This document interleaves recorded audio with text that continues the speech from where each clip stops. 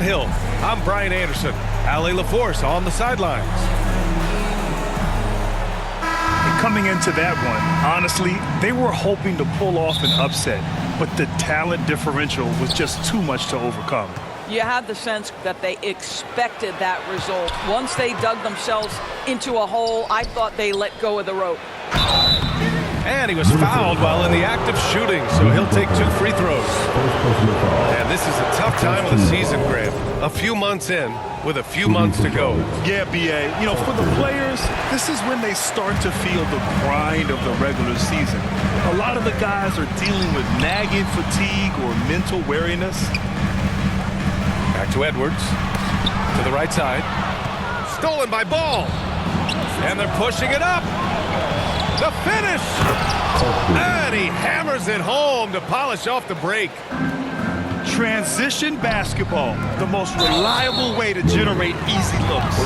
The very definition of quality transition offense. If it can end at the cup, it's exactly where you want it. And that'll be Minnesota's ball as it goes out of bounds. Timberwolves able to keep the possession. Up top, Highland. Good ball movement here by Minnesota. Edwards for 3. Hornets with the rebound. This game against Minnesota is the first time they've met this year. About a minute played here so far in the first. And with new ownership and a new front office, some hope that the Hornets can get going, Doris. Well, they need to, B.A., because it has been a long, slow history of a lack of success, and that can really wear out a fan base. Here's what we know. In the modern NBA, you have to begin with great ownership, and then your front office has to make really smart decisions. Draft well. Make key trades, the acquisition of key veterans, and then your coaching staff has got to buy in. So much goes into this. The shot's good. Woohoo! LaMelo Ball with the ball on a string. How about that drive? Over to the left wing. Here's Highland. Minnesota again missing. Well, cold start, right? You've taken 4 shots. You've not made one of them. And out of bounds. Minnesota will have it.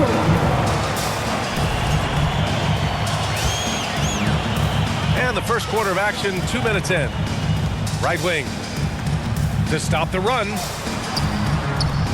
And here's Dillingham from the arc. The rebound by Bridges. Fast break. Here come the Hornets. Pass to Knipple. Over McDaniels. Oh, and there's the whistle on the shot. So 2 free throws for him coming up. A knockdown shooter if I ever saw one. Con Knipple is a constant threat on the perimeter, Grant. Yeah, Knipple is a high-level floor spacer.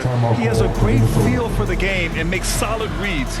Plus, his strong frame allows him to match up with bigger wings. And Minnesota calls time here. This game coming after a loss versus the Bulls. Yeah, it was a tough one to watch. There were some bright moments, but ultimately their mistakes caught up with them. To be perfectly frank with you, I'm surprised it was as close as it was. I thought they were outclassed all night. Knocks down the triple. Yeah, McDaniels has made himself a legitimate option from 3-point territory. What a look there. Oh, rejected by McDaniels. Here's Edwards.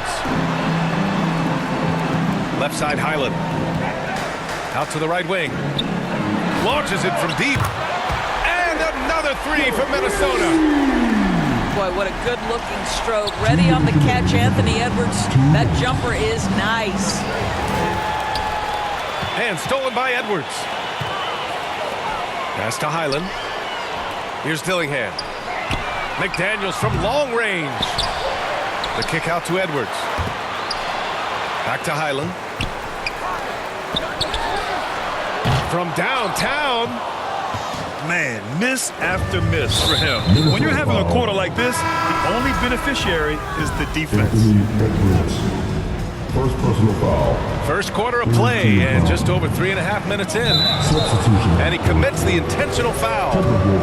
I mean, I'm just not sure what he was thinking right there. I mean, he needs to get his head in the game. Charlotte shooting their 5th and 6th free throws of the game. And one of the standout skills for Colin Sexton, that little floater in the lane. The floater is an invaluable tool for virtually every guard in the league because when you touch the paint, generally speaking, you have bigs rotating to you. But there are a lot of things to love about Colin Sexton. This guy is so intense defensively, a tremendous competitor, and he's really trying to grow that jump shooting aspect, which will be critical. And Gobert with a block. Well, this is the very prototypical defensive anchor. This is what Rudy Gobert brings on a nightly basis. Here's Sexton. Oh, there's a killer two-hand slam. You know, that's using speed and quickness to combat size. By the time the defense reacts, it's far too late. And it goes out of bounds. That one off Green. You see his active hands knocking that pass out of bounds. Well, that's what you call a game of inches. They talk about it in football. We see it right there. Boy, that one was not easy. Every once in a while, you just make a tough shot. Here's Green. And it's hammered home by Green. Just such a tremendously explosive athlete. Josh Green doing some work. Sometimes the game requires you to just keep at it, so he's got to be aggressive. Shot's good by James. We've seen that more than once today. An effortless basket inside. To the left wing. Outside, Highland. For three.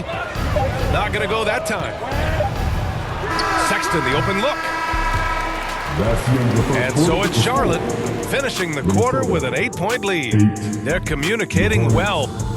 16.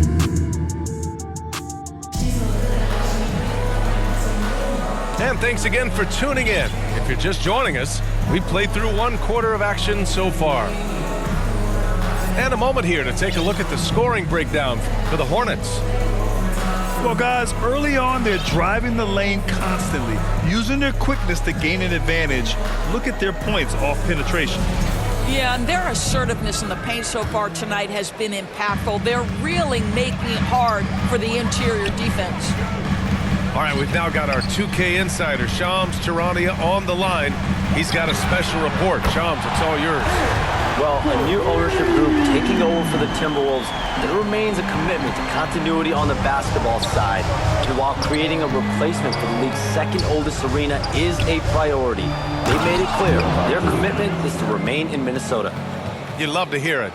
All right, Shams, thank you for the report. Time now to hear from our reporter, Allie LaForce. Thanks a lot, guys. Many have predicted an all-star future for Brandon Miller. He said, I don't really read anything like that. I just focus on what I can do today. It's all about the work. That's the only way to get better. I just came in with the mindset of making my team better and being a winning player. Guys, back over to you. Okay, Allie, thanks a lot. Anthony Edwards rips it down. How about that handle? The dribble drive by Anthony Edwards, so tough. Here's Miller. Misses the three. Excellent job of closing out on that three. It may be the hardest thing to do in basketball. Close under control, and he's more than up to the task. The shot by Conley, no good. And stolen by Gobert.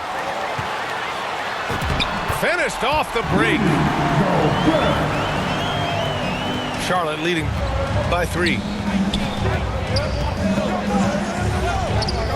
Pass to Diabate. Launches a 3. The offensive rebound. No good that time. And here's Highland. 4-3. Edwards, no good. I'll tell you, his teammates are going to start to freeze this guy out if he keeps taking threes like this. Ooh, putting on a show for the fans, going up with a graceful reverse. Oh, that had a little extra sauce on it, Grant.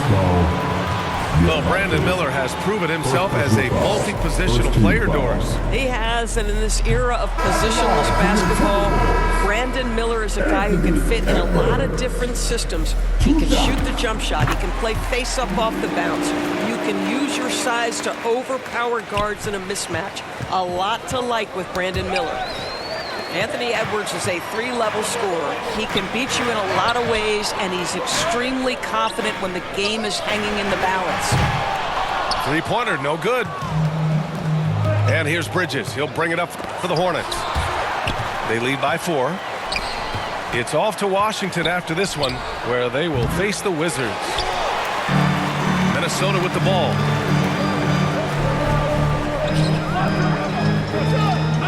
Back to Gobert. Good ball movement here by Minnesota. Edwards, no good. You kind of wonder where his head's at. The shot selection hasn't been there. And, of course, that one was just crazy. And Mike Conley picks up the foul. That's his first foul. Here's Bridges. No points so far.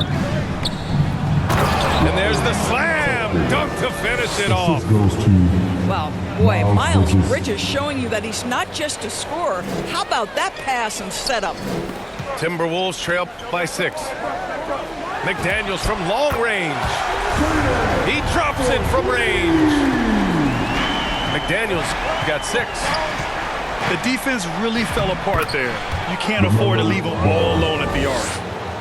What a nice-looking drive with LaMelo. Such a hard contest because guy can handle and he's got size. Outside, Highland launches it. Rebounded by Green. Hornets leading by 5. Here's Ball.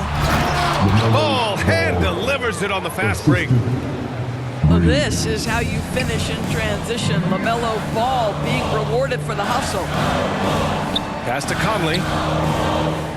It's McDaniels on the wing.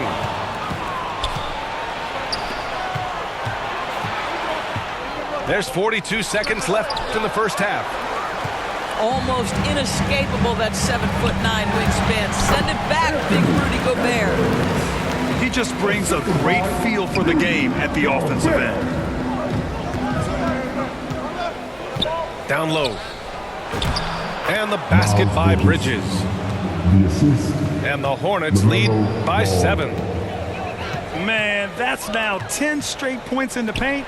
I'm not sure what's happened to their defense, man.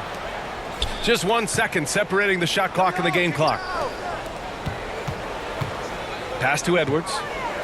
It's McDaniels on the wing. And out of bounds, the Hornets will take it. Wow, not sure what happened there. Yikes. To the inside. No debate there. He got hammered. Charlotte shooting their 7th and 8th free throw attempts of the game. That one's off. And the Hornets making a change here. And that trip coming up empty, missing both. And so it's the Charlotte Hornets closing out this quarter with a 7-point lead. 21. The Hornets, 28. And happy you could join us. We've got 2 quarters left to go in regulation.